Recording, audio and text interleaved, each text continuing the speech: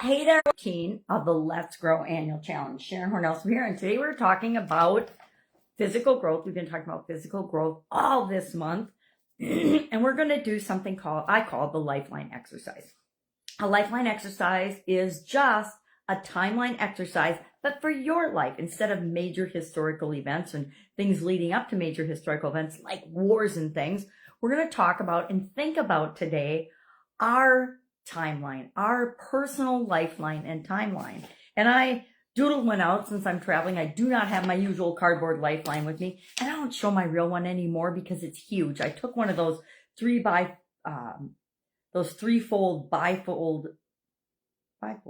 folds presentation boards, and I do my lifeline on that because I do each different area and aspect of my life, and I add to it each month, and I do it every year. And I'm still using last year's because it was a big deal and I made a big one, but I can't show that on video even if I had it here. It's way too big. I could take a picture of it, I guess. But I just doodled out since I'm traveling, and you probably can't see this because I used a pen, but it's what I'm going to ask you today is take a piece of paper, put the year you were born, put 2024, and then an arrow continuing, because we plan on living for quite a while now still beyond 2024. At least I do. But what's the Lifeline exercise? We look at our life and we map on it. And I like to do, sometimes I do it a little differently, but I like to do plus above the line, meaning things that I consider positive events, and negative below the line. So for example, when I was born, I thought that was a pretty big deal, so I gave myself an X. Then these are just different like highs and low points in my history from a physical growth standpoint. Since we're working on physical growth, health, and well-being, that's what we're thinking about this month. And those are the points that we're plotting and the events that we're plotting on that. So in 2010, when I had a sudden cardiac arrest, that went dead way below the line. That's about as low as you can go, is dead. But since I'm still here, it obviously didn't stick.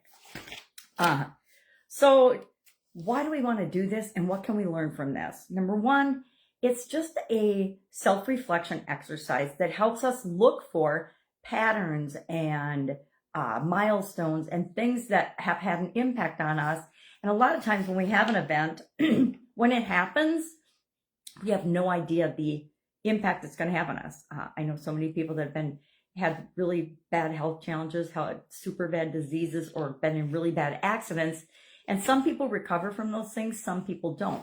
Well, what's the difference between the people that recover and the people that don't? And I'm not going to simplify this because each of us have our own journey, but a lot of it is our beliefs, our thoughts, our feelings, our mindset, and our choices after an event like that. Following my sudden cardiac arrest, I was extremely grateful to wake up from the coma and things and the freezing and discover, number one, what the heck had happened to me, because I had no idea. It was like 1 second I was up, the next minute I was down, or the next second I was down and out for over a week. I was frozen and had heart surgery and all kinds of crazy stuff. And I needed to go to cardiac rehab. And one of the first things I did when I woke up was I said WTF, which was what my sister and my daughter were sure would be the first words out of my mouth. And they were out of my respirated, gurgly throat. But after that, I was like, I need to figure out what the heck happened to me, because the prognosis wasn't great for somebody who has an event like that. It's 3 to 6 years is your life expectancy if you don't make massive lifestyle changes.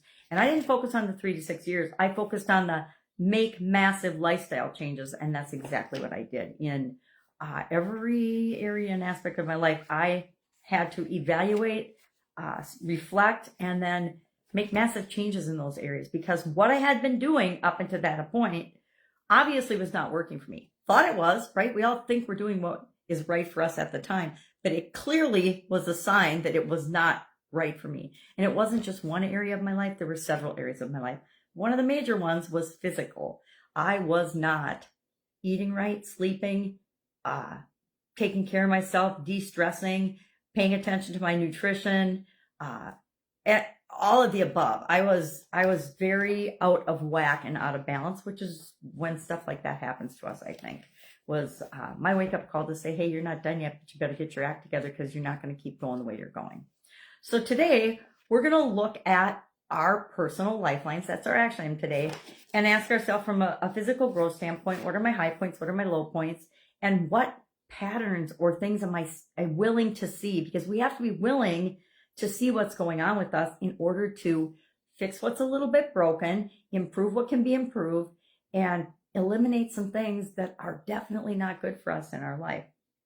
And I think on a subconscious level, we all know when we're doing things that aren't good for us, but we choose to do them anyway for that short-term fix or hit of dopamine or whatever it is, the brain chemicals we release, to really reduce stress, to make us feel better. We don't do things that we think are going to harm us to make us feel better. It's why people continue to smoke. It's why people continue to drink or do drugs or whatever. It's because they're focusing on that short-term positive feeling or no feeling instead of what's really in their best interest. All right, so that's it. That's all I've got today. We've got Ron's story and guide 2 of the Let's Grow Annual Challenge private Facebook group page, as well as a write-up on this. It's a little bit different. It breaks our lifeline into childhood, adolescence, adulthood, and then I personally would add aging, because stuff changes as we get older, especially for women. I don't know about you, but the whole childbearing cycle thing has had a huge impact on me physically and on different areas and aspects of our life, as I think it does most women. All right. Any questions? Hit me up. Otherwise, have an awesome day, and I will, of course, be with you tomorrow for another physical growth-related daily challenge and activity. Have a great day.